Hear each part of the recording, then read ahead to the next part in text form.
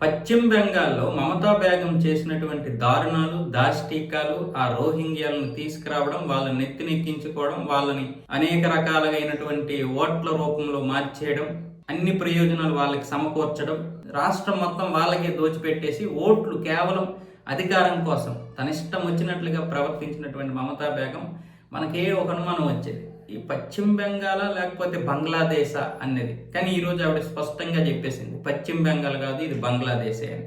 ఇది పశ్చిమ బెంగాల్ కాదు, బంగ్లాదేశే అన్న విధంగా మాట్లాడుతుంది.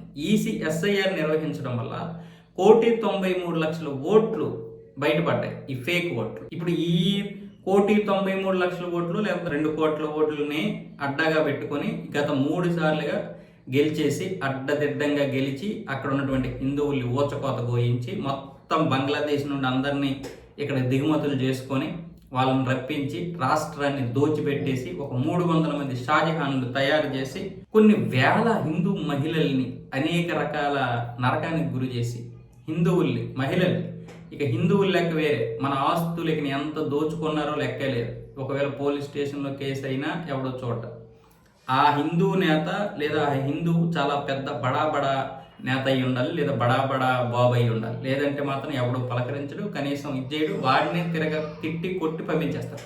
అలాంటి పరిస్థితి తీసుకొచ్చింది పశ్చిమ బెంగాల్.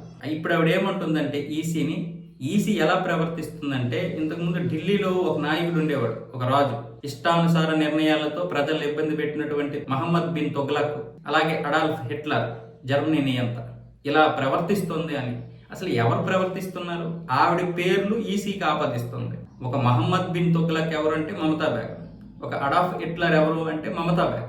మేము అసలు భారతదేశంలో ఉన్నామా, లేకపోతే వేరే దేశంలో కలిసిపోయామా, లేకపోతే వేరే దేశం మేము వెళ్ళిపోవాలా, మేము భారతదేశంలో ఉండొద్దా అన్న విధంగా మాట్లాడుతుంది. ఎవడైనా అలా మాట్లాడతాడా? అంటే ఆ మనసులో భావాలు, ఆ మనసులో ఉన్నటువంటి మాటలు బయటకు వస్తున్నాయి మమతా బేగం నుంచి. నేను అందుకే మొదటి నుంచి ఈవిడిని మమతా బేగం అనే అంటున్నా.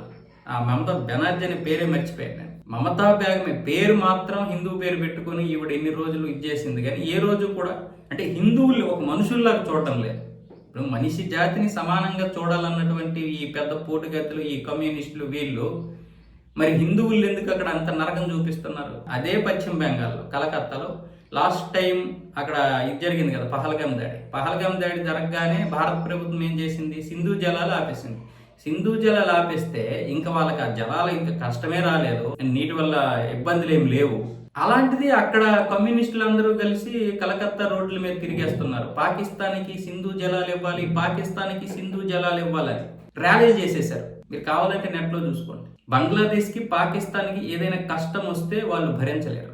అంటే ఈవిడికి అసలు భారతదేశంలో ఉండడం ఇష్టం లేదు. అది ఎంత తొందరగా బంగ్లాదేశ్లో కలిసిపోతే ఈవిడ కూడా అక్కడ తారిక్ రెహమాన్తో పాటు ప్రధాని అయిపోతుంది, ఒక దేశానికి ప్రధాని అయిపోవచ్చు. అదే ఈవిడ యొక్క ప్రధానమైనటువంటి లక్ష్యం.